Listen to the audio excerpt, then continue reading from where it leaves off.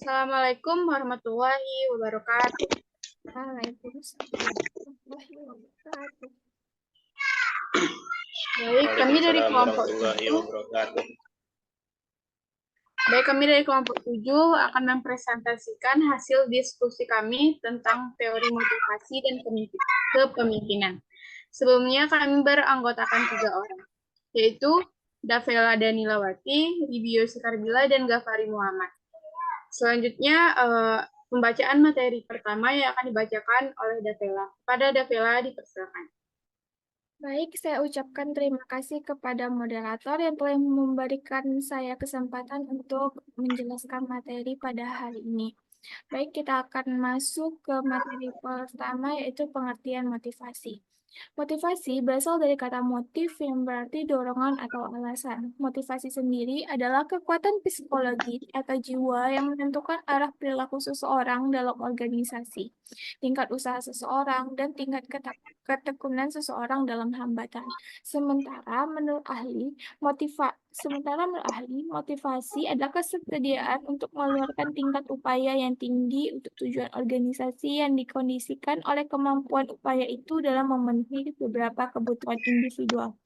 Dalam suatu organisasi, peran organisasi penting guna memberikan pengaruh terhadap perilaku seseorang yang membuat seseorang itu bergerak dalam kemampuan. Kemampuan di sini itu dipengaruhi oleh kebiasaan yang diperoleh dari pengalaman, pendidikan, dan pelatihan, serta dari gerak refleks secara biologis dan psikologis yang menjadi kodrat manusia.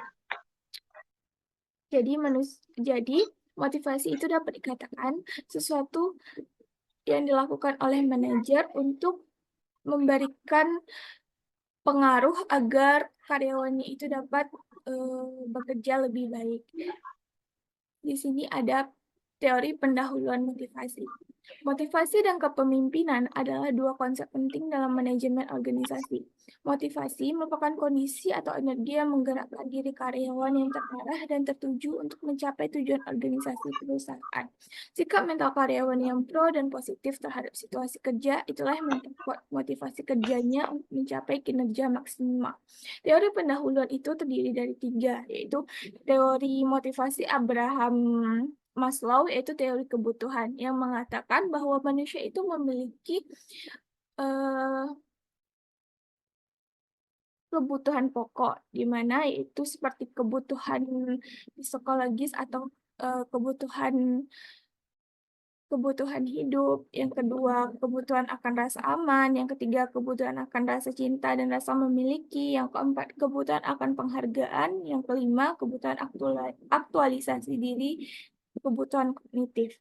Yang kedua, teori motivasi dari Herzberg, yaitu teori 2 faktor yang mengatakan bahwa seseorang berusaha mencapai kepuasan dan menjauhkan diri dari ketidakpuasan. Ada 2 faktor, yaitu faktor Huygens dan faktor motivator.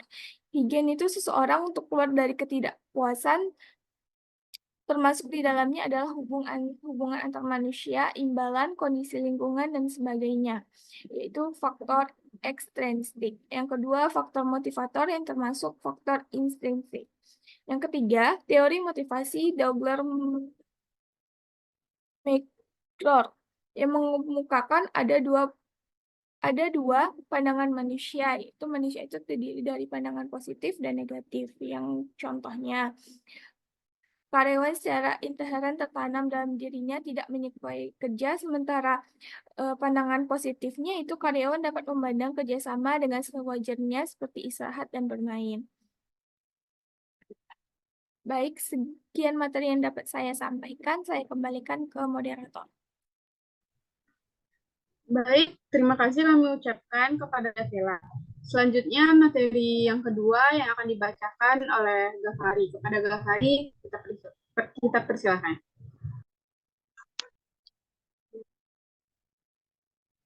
Silakan.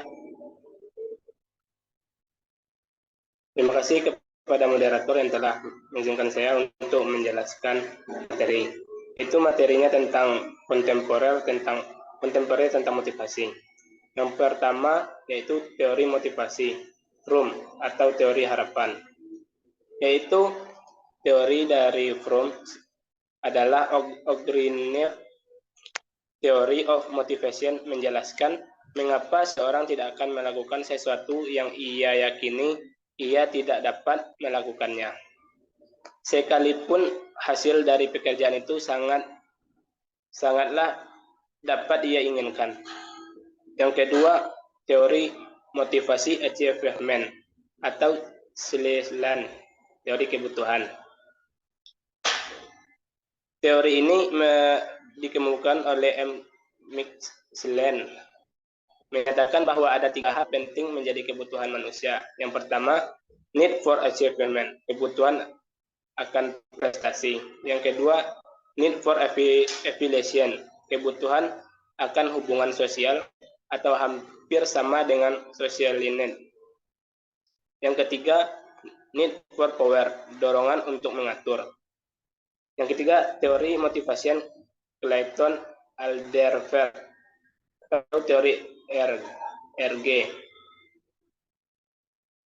yaitu Clayton Alderfer mengetengahkan teori motivasi yang didasarkan pada kebutuhan manusia akan keberadaannya. Yang keempat, teori penerapan tujuan atau setting theory. Edwin Locke mengemukakan bahwa dalam penetapan tujuan memiliki 4 mekanisme, yakni tujuan-tujuan mengarahkan perhatian dan tujuan-tujuan untuk mengatur upayanya.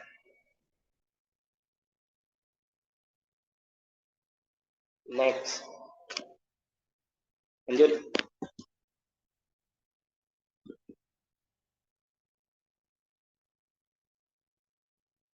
Kemudian pengertian kepemimpinan. Menurut Kartono, kepemimpinan adalah bentuk dominasi yang didasari atas kemampuan pribadi yang sanggup mendorong atau mengajak orang lain untuk berbuat sesuatu yang berdasarkan penerimaan oleh kelompoknya dan memiliki keahlian khusus yang tepat bagi situasi yang khusus. Hanya ini yang bisa saya sampaikan, saya kembalikan ke moderator. Terima kasih kami ucapkan kepada Gafari. Selanjutnya materi yang ketiga yang akan disampaikan oleh saya sendiri. Saya akan membacakan materi tentang pendekatan dalam studi kepemimpinan. Yang pertama yaitu The Great Man Approach atau pendekatan manusia hebat. Ini mengasumsikan bahwa para pemimpin sukses tidak dibuat tetapi dilahirkan. Pendekatan ini mengutamakan mentalitas bahwa para pemimpin mewarisi keterampilan kepemimpinan bawaan. Sejalan dengan teori ini, seorang bisa dilahirkan menjadi pemimpin atau tidak. Yang kedua yaitu trait approach atau pendekatan sifat, di mana pendekatan ini mengutamakan konsep kepemimpinan bawaan atau kepemimpinan yang didasarkan pada sifat atau karakteristik kepemimpinan yang dimilikinya. Hal ini berarti bahwa seorang pemimpinan yang sukses harus mewarisi kualitas tertentu guna menghasilkan kesuksesan. Sifat-sifat kepribadian dan kualitas pemimpin yang efektif diperoleh melalui pelatihan dan praktik. Yang ketiga yaitu relationship approach atau pendekatan hubungan. Ini juga dikenal sebagai teori transformasional yang memfokuskan pada hubungan yang dikembangkan antara pemimpin dan bawaan mereka. Yang keempat yaitu behavior approach atau pendekatan perilaku. Ini mempromosikan gagasan bahwa para pemimpin hebat tidak dilahirkan tetapi dibuat.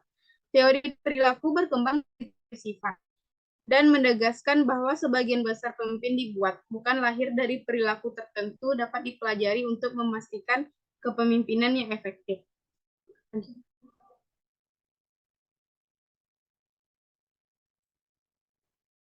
Selanjutnya yaitu gaya kepemimpinan dengan pendekatan sifat.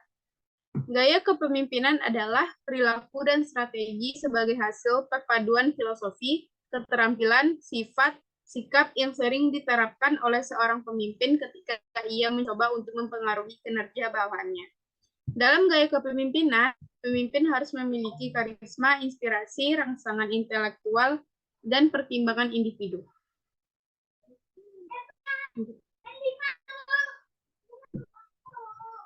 Lalu kesimpulan dari materi itu motivasi berasal dari motif yang berarti dorongan atau alasan. Motivasi adalah kekuatan psikologis atau jiwa yang menentukan arah perilaku seseorang. Dalam organisasi, tingkat usaha seseorang dan tingkat ketekunan seseorang dalam hambatan, kepemimpinan atau leadership adalah suatu proses yang dilakukan manajer. Manajer perusahaan untuk mengarahkan dan mempengaruhi.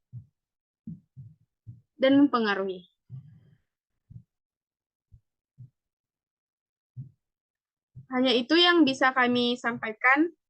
Kami ucapkan terima kasih. Jika ada kesalahan, tolong dimaafkan. Assalamualaikum warahmatullahi wabarakatuh.